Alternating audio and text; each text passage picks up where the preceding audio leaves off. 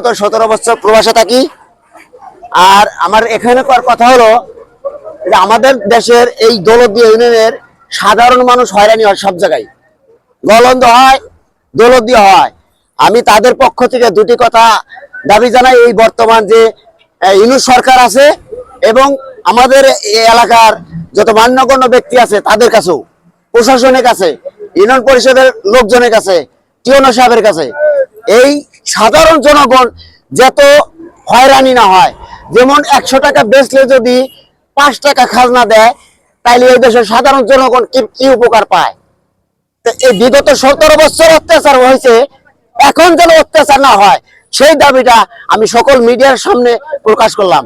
এবং এই 1 টাকা যে উত্থাপন করছে, 1 টাকা খাজনা, এটাও জুলুম হয়ে যায়, কিন্তু 1 টাকা এটা কিছুই না। কিন্তু এটা হইলে আমি সবার পক্ষ থেকে এটাকে সমাদর জানাই এবং এলাকাবাসীকে আমি এটাই ধন্যবাদ জানাই।